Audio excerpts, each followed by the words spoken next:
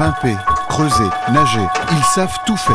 Organisés, intelligents, ils sont partout.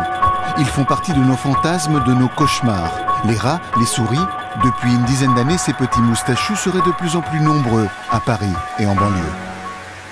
Sur leurs traces, l'unité de prévention de nuisances animales. Bonjour madame. Bonjour. Ces fonctionnaires de la préfecture de Paris ne sont pas des dératiseurs. Ils informent les propriétaires sur la façon de se débarrasser des rongeurs.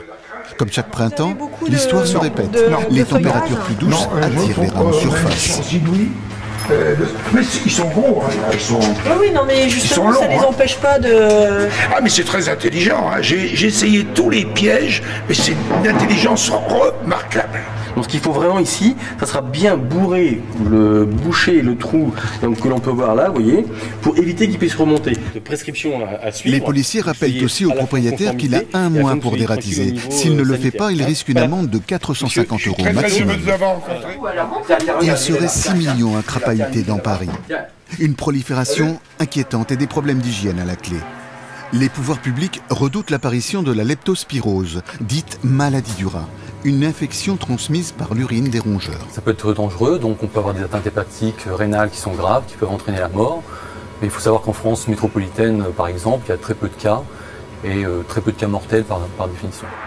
Sur ce chantier au bord du périphérique parisien, les ouvriers se sont arrêtés de travailler depuis plusieurs mois à cause de la présence des rats.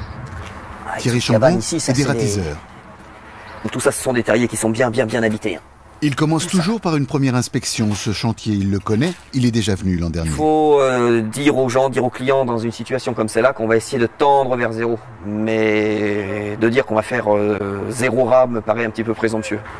Dans sa mission, il est épaulé par un partenaire au fer infaillible. Tu attends là. Son rôle, détecter les terriers occupés. Et souvent, il découvre des nids avec des nouveau-nés. Cherche. Allez, Odi, cherche. Comme celui-ci. Annie ? Ce n'est pas bien vieux, hein. Il a encore les yeux fermés, celui-là. Une seule femelle peut donner naissance à 55 jeunes par an. Dans chaque terrier occupé, Thierry Chambon introduit des appâts empoisonnés. Mais au rythme où se reproduisent les rongeurs, il sait que son combat est un éternel recommencement.